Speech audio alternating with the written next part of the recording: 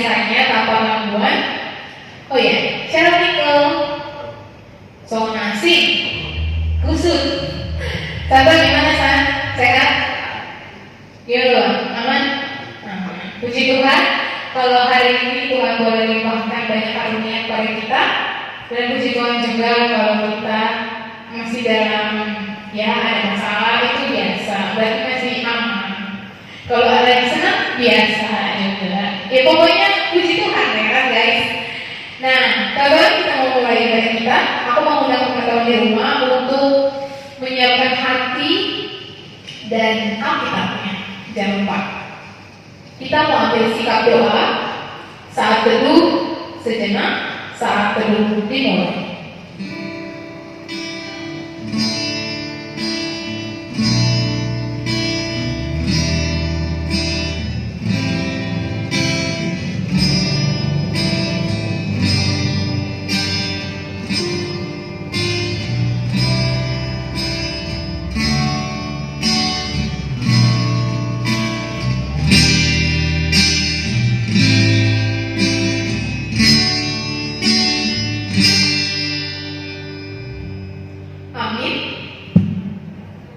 Wah, seminggu ini udah lumayan bagus ya. Karena minggu lalu kita sudah melakukan ibadah di gereja. Ya mungkin sudah mulai akan melepas rindu. Tapi mari kita undang Tuhan di tengah-tengah ibadah kita, apapun keadaan kita, mari bernyanyi kepada Tuhan. Semesta bernyanyi, mari nyanyikan.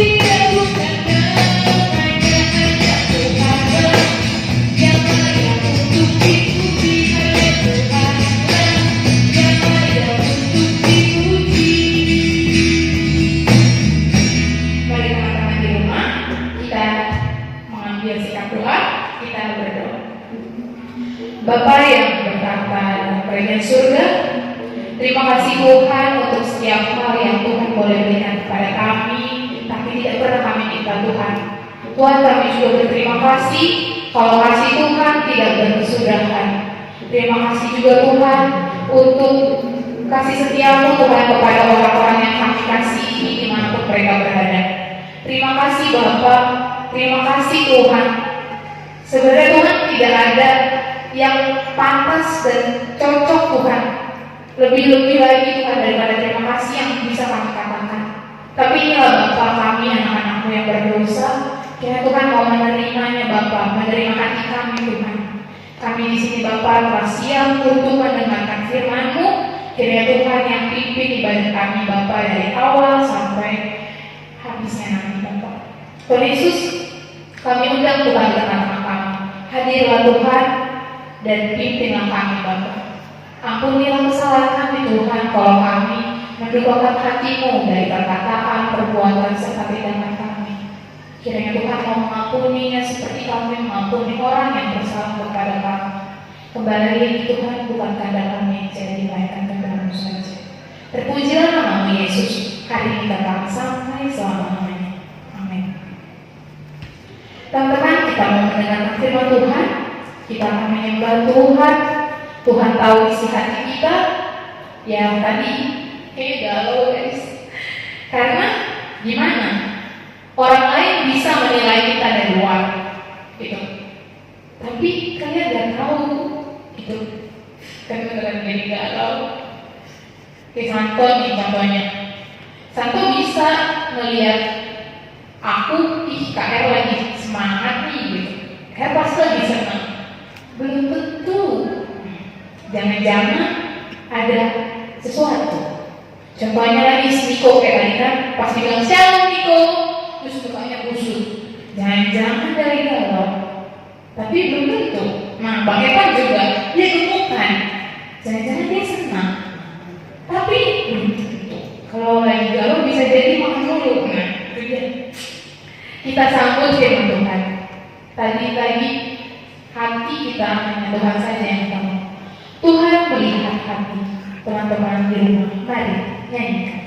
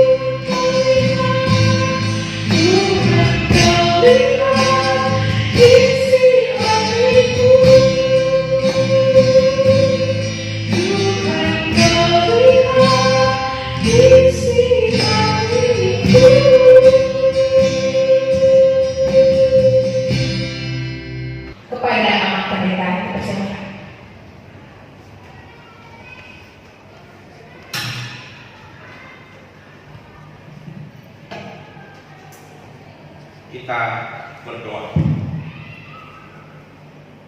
Kasih karunia dan damai sejahtera dari Allah Bapa dan dari anaknya Tuhan Yesus Kristus menyertai kamu sekalian. Amin. Oras, shalom anak-anak kami sekalian yang ada di rumah.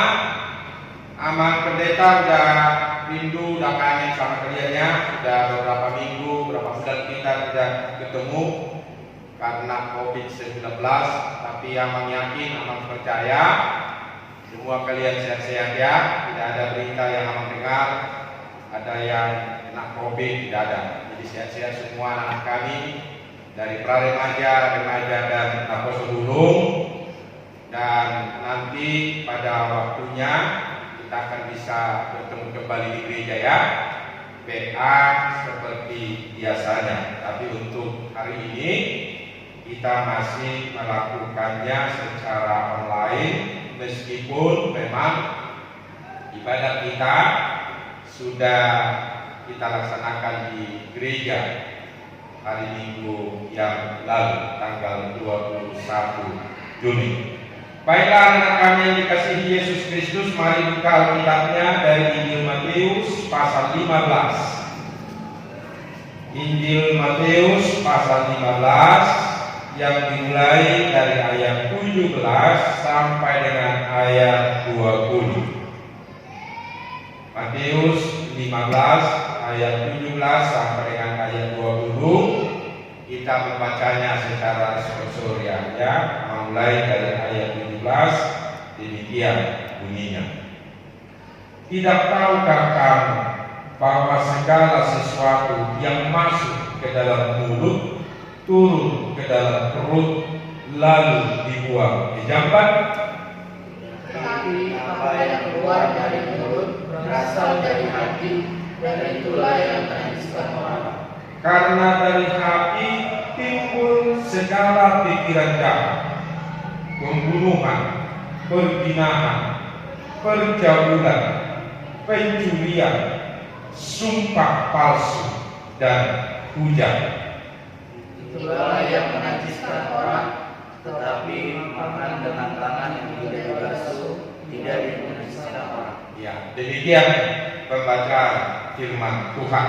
Anak-anak kami, pra-remaja-remaja Taposo Gunung yang dikasihi Tuhan Yesus Kristus, di dalam nats kita ini yang mau ditegaskan oleh Tuhan Yesus, masalah najis atau tidak najisnya sesuatu itu bukan makanan, bukan hal-hal yang masuk ke dalam mulut kita yang kita makan. Jadi menurut nats ini yang kita makan itu, kalau dari 17 disilakan Tuhan Yesus, apa yang masuk ke dalam mulut turun ke dalam perut lalu dibuang ke jamban, artinya itu adalah untuk konsumsi dari tubuh kita. Jadi bukan soal apa yang masuk ke dalam mulut kita sebagai ukuran najis atau tidaknya sesuatu. Nah ini harus jelas kepada anak kami. Sekalipun memang ada 1-2 orang dari antara kalian yang berpantangan, ya, misalnya si Risa pantangannya tidak mau makan ular, ya kan? Tapi si Evan mau makan ular, kerbaunya juga dimakan, ekornya juga dimakan, tetapi tidak mentah-mentah, dimakan dulu, ya kan? Kemudian misalnya si Niko, dia itu pantang makan kata, bisa, ya kan? Bisa, atau yang lain-lain. Nah jadi bukan itu. Jadi kalau misalnya ada temanmu tidak makan berdua atau saksa atau panggang, jangan bilang najis loh, jangan, bukan itu. Jadi ukuran najis yang dimaksudkan oleh Tuhan Yesus bukan diukur dari makanan, tidak. Nah, ini persoalan dari para ahli Taurat, orang-orang Farisi pada waktu itu. Murid-murid Tuhan Yesus memakan sesuatu tidak mencuci tangan karena memang pada waktu itu belum corona ya, belum corona. Kemudian lalu mereka langsung protes kepada Tuhan Yesus. Itu murid-murid lu kenapa? Mereka makan tidak cuci tangan. Kemudian ada Tuhan Yesus, untuklah corona tidak ada waktu itu. Namanya Paulus di sini.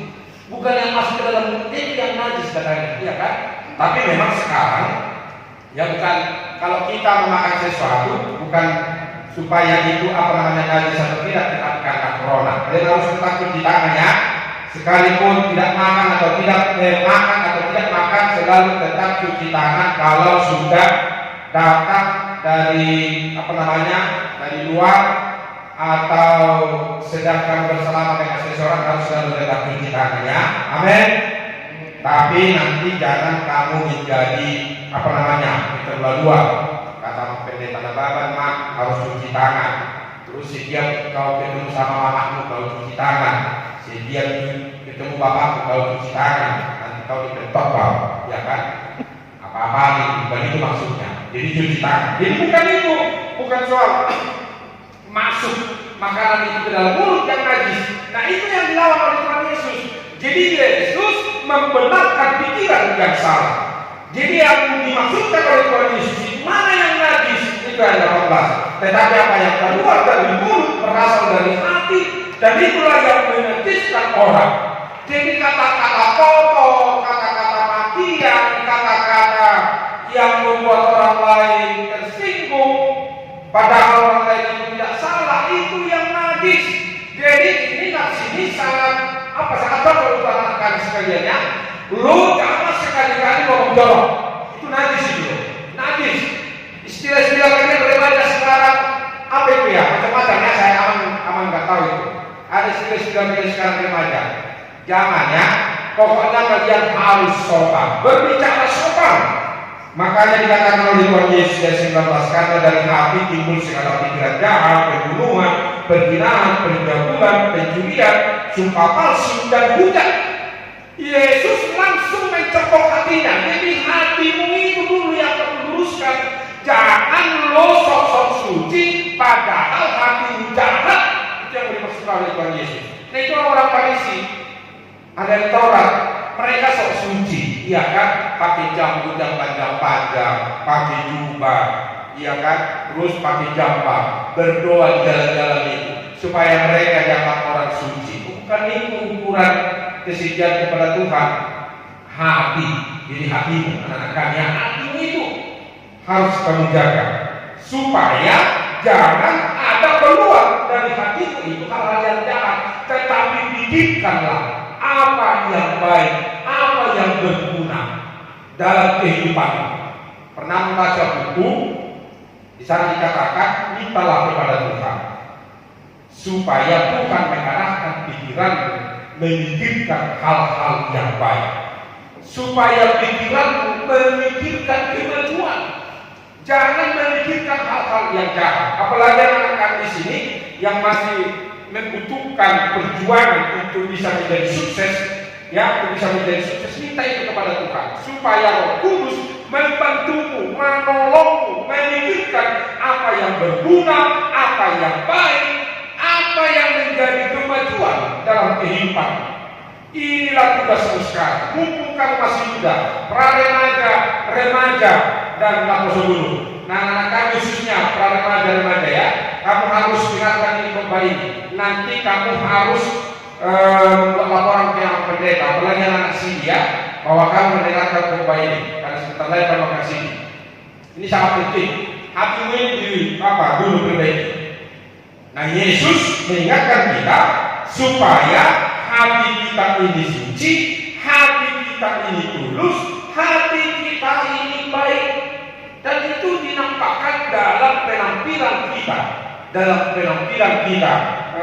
setiap hari. Memang ada saja orang kelihatan wajahnya sangar, bengis, corok, itu dari luar, tapi hatinya baik. Dan memang ada orang yang kelihatannya manis, sebentar-sebentar shalom, ketemu sama orang gila juga shalom, masuk ke rumahnya shalom, tidak ada orang pun shalom, semua serba shalom, tetapi hatinya jahat. Nah, ini yang penting. Ada itu orang seperti itu, sebentar-sebentar shalom, sebentar-sebentar shalom. Amat pendeta kita yang muda ini, yang ganteng ini, yang puji Tuhan lah. Ini jangan lagi si pahala namanya.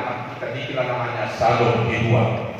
Karena salon pertama kan sudah ada yang purna ini salon kedua. Sebentar salon koras. Siapapun ketemu sama dia salon koras, baru dikatakan salon. Nanti keluar dari story dia ketemu dia sama pendeta salon. Ketemu sama yang leader pro salon. Terus salon. Tapi nggak apa-apa. Udahlah artinya baik. Jadi kita juga seperti ini, ada orang seperti itu, kelihatannya manis, kelihatannya lembut-lembut, ya kan, kelihatannya seperti peduli dia perang, artinya jahat. Ini nggak berlaku sama Tuhan. Jadi bagus kita yang baik-baik saja ya. Hati kita harus suci, harus tulus. Amin.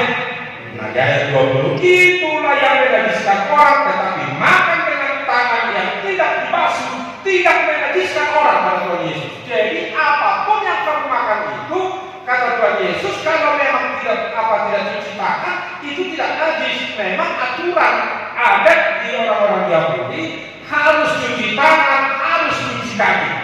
Jadi memang sudah lebih dahulu orang-orang Yahudi menerapkan cuci tangan. Kita cuci tangan sekarang selalu disarankan cuci tangan setelah corona. Jadi harus ada corona dulu supaya kita bertobat. Apalagi orang Batak kan, lagi orang Batak ini, ya dia ini sok-sok bersih. Padahal kalau lagi makan nggak ada cuci tangan, sudah lagi bersihnya kadang-kadang tidak lap pengennya kan, ini di bajunya udahlah baru makan. Memang tak apa sehat kok, ya kan?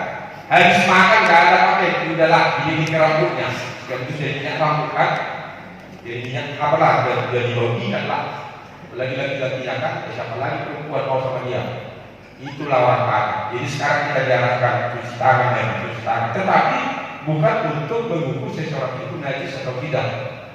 Kalau cuci tangan, menurut Tuhan Yesus itu adalah demi kesehatan. Tetapi kalau memang yang dimakan itu didoakan, itu menjadi sehat. Jadi Yesus meluruskan pikiran-pikiran yang jahat. Yesus meluruskan pikiran-pikiran yang hanya menilai seseorang itu dari penampilan luar. Jadi jangan menilai seseorang itu dari penampilan luar. Lihatlah hatinya. Apalagi kamu remaja, naposo, ya, pra remaja. Apalagi anak-anak kami naposo dulu.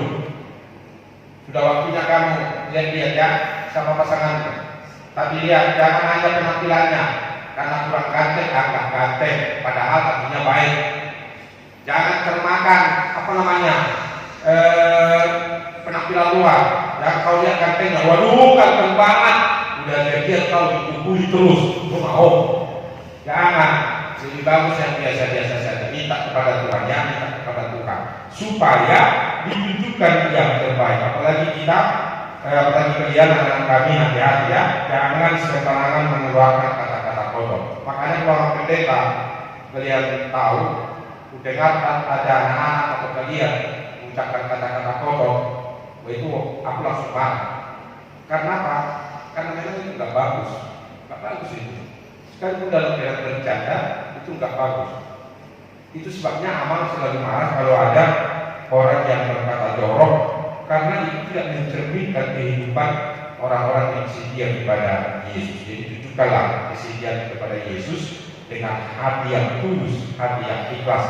Apalagi di zaman kita sekarang ini yang masih dianjurkan di rumah, anak-anak kami yang sekolah, yang aman dengar, sekalipun nanti sudah dimulai tahun ajaran baru tanggal 13 bulan 7, tetapi masih belajar di rumah. Itu informasi yang aman dengar. Mudah-mudahan itu ada perubahan lagi ya.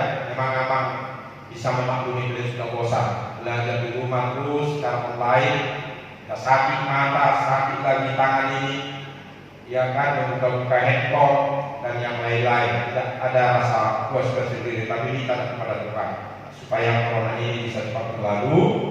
Dan juga anak kami yang kosong dulu, yang mungkin ada yang bekerja dari rumah ini atau kuliah dari rumah, bersabarlah. Hanya sebentar lagi Tuhan akan melakukan semua ini. Tetapi ingatlah, yang diminta oleh Tuhan Yesus itu adalah hatimu. Hati yang ikhlas, hati yang tulus, hati yang penuh dengan ucapan syukur. Karena kalau hatimu tulus, hatimu baik, hatimu selalu bersyukur, itu nanti akan keluar dari kata-kata kita. Kita akan memperlihatkan bahwa hati kita itu adalah hati yang baik. Tidak ada hal-hal yang buruk, termasuk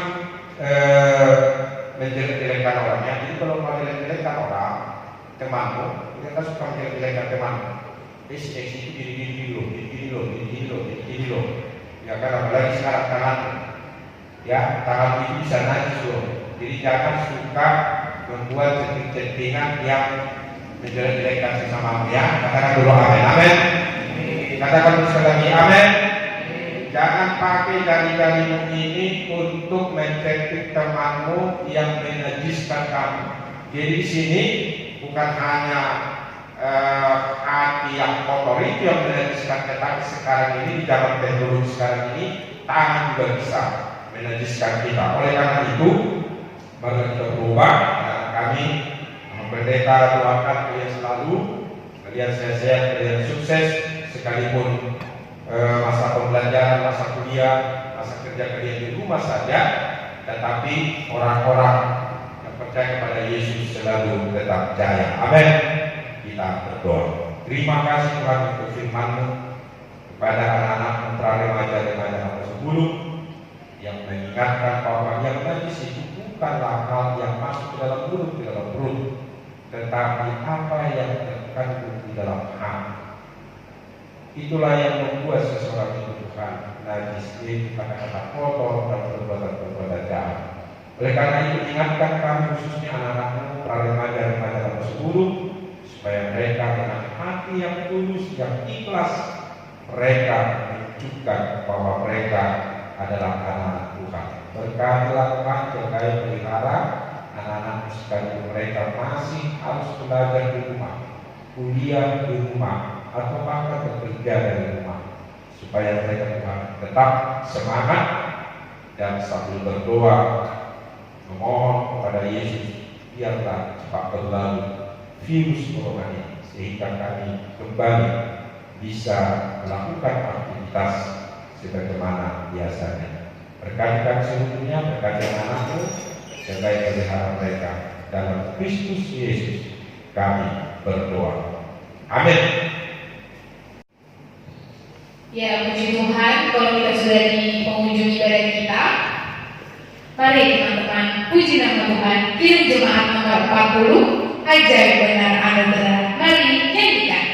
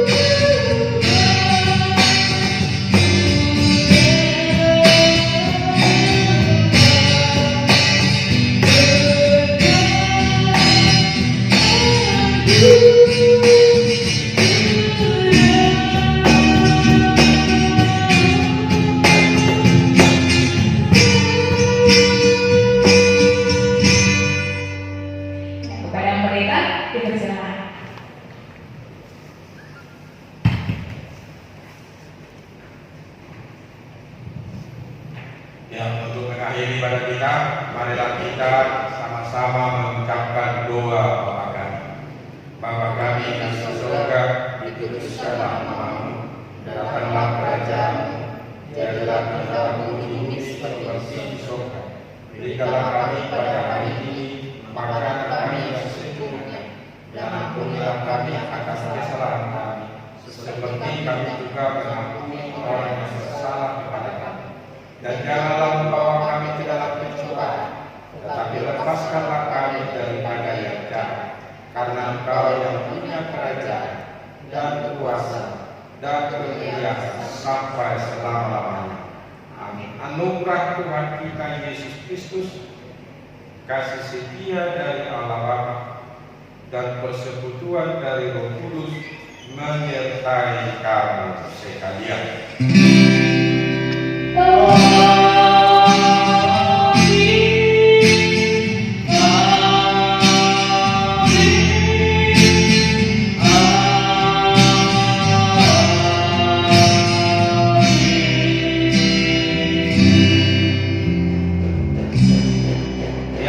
Untuk anak-anak kami ada sedikit yang mau kita bukan. Selama sebelum masa Covid ini, ibadah sore itu berlangsung kita laksanakan dengan full musik atau ibadah alternatif. Tetapi untuk saat ini sejak dimulai ibadah ketiga itu hasil keputusan Desember lalu untuk sementara waktu untuk ibadah alternatif kita offkan dulu.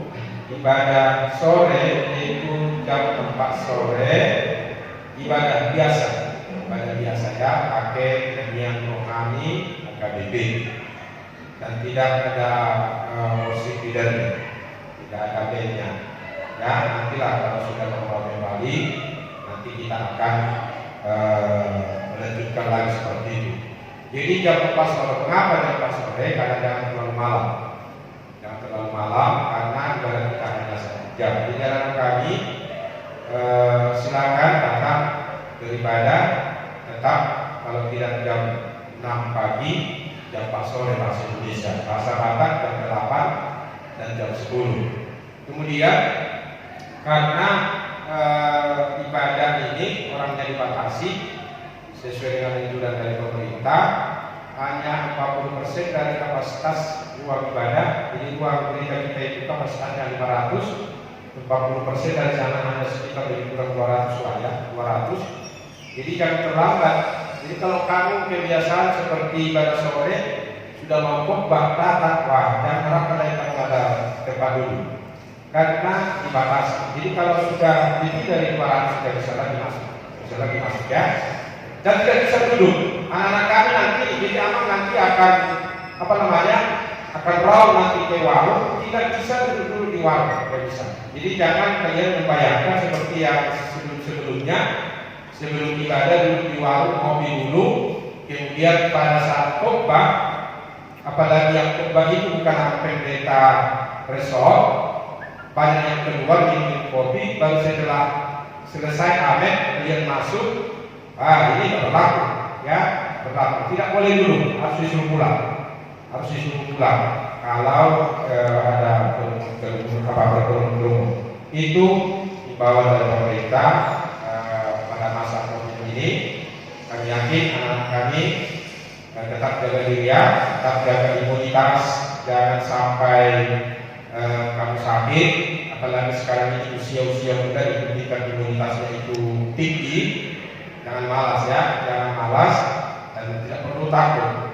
Jadi kalau ada remaja yang takut atau sebelum takut, ini kan, ini. Jadi jangan takut ya, jangan takut. Kalian kita imunitas kalian ini tinggi. Justru yang diperbolehkan oleh pemerintah untuk bekerja adalah usia 45 tahun ke bawah.